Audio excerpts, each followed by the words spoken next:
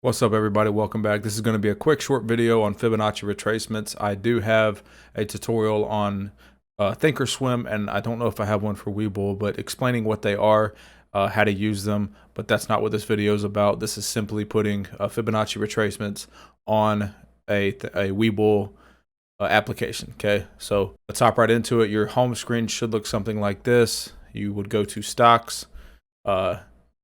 It might default to news or something like that, but go to chart.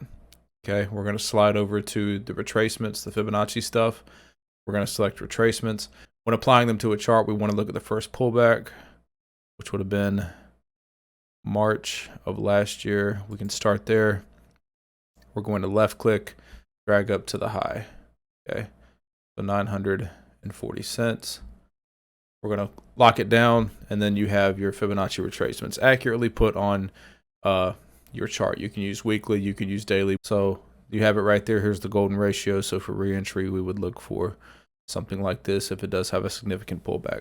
Okay, if it moves up and it continues to rise, you know, let's say $950, you would just extend your Fibonacci retracement higher, and then you can change your pullback zone. That's it. That's all I have for y'all. If you have any questions, feel free to message me at on Instagram at Storm Financial. You can also leave comments in the description. I pretty much get back to everybody who has a question. If I can't, I will try to make a video in response. So that's all I have for y'all. Thank you very much.